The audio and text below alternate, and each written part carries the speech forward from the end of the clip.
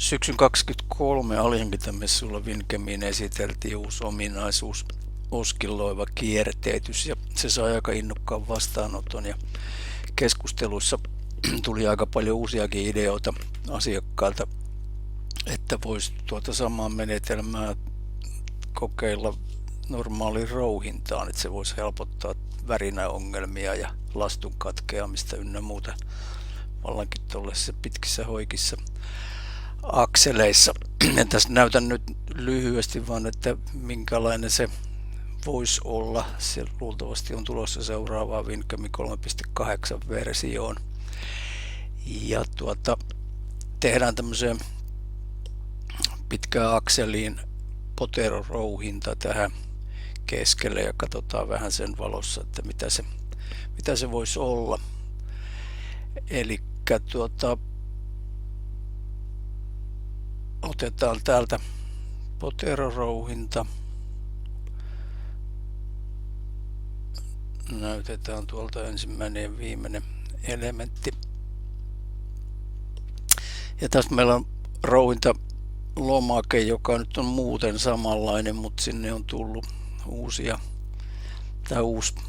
valinta, tuo oskilloiva liike. Eli jos tuohon laitetaan ruksi, niin me pystytään sen jälkeen määrittelemään täällä lisäikkunassa, että mikä on tuo oskillointijakson pituus, eli niin kuin aallon pituus tavallaan tuossa aaltoilevassa rouhintaliikkeessä, ja mikä on sitten pystysuuntainen nostoliike, että sehän voi olla hyvinkin pieni, jos halutaan vaan semmoista pientä vaihtelua esimerkiksi kierroslukuun, että jos meillä on vakio lastuamisnopeus käytössä, niin tietysti kun halkaisija muuttuu, niin myöskin kierrosluku muuttuu, jolloin varmaan värinöitä saadaan pois. Mutta tietysti sitten jos halutaan, että lastuakin katkotaan, niin sitten tämä voi olla vähän suurempi tämä arvo.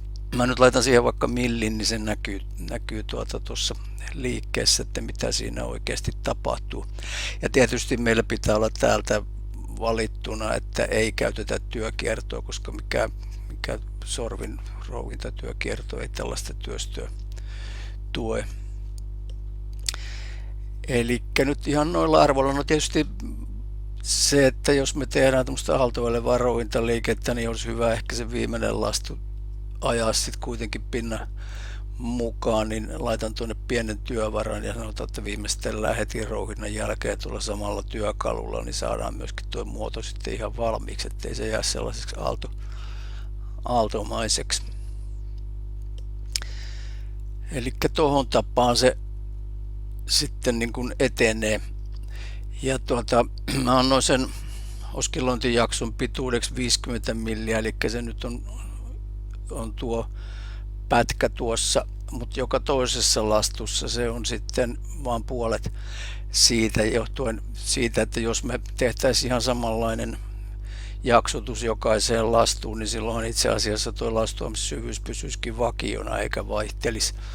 Niin tästä tapahtuu tällainen vuorottelu, jolla me saadaan tosiaankin sitä muutosta aikaiseksi ja varmaan värinät vähenee ja niin poispäin. Katsotaan vielä tuossa visualisointiikkunassa, että miltä tämä sitten niin kuin oikeasti näyttäisi. Näyttäisi tämä rouhinta. Mennään sitä nyt vaikka ihan askeltaan noin niin kuin, no siinä oli ensin tuo päädyn normaali rouhinta, mutta sitten lähdetään tuolla toisella työkalulla. Eli tässä nyt näkyy se sitten, että kun me tuolla vähän korostetusti milliliikkeellä tehdään aaltoilevaa liikettä, niin tämän näköistään se työstö on. Sitten seuraava lastu on tietysti vähän erinäköinen, kun siinä aihio olikin eri muotoinen, eli se onkin ton näköinen. Ja sitten taas tulee samanlainen kuin oli se ensimmäinen, että se niin kuin vuorottelee noin, kunnes päästään sinne pohjalle.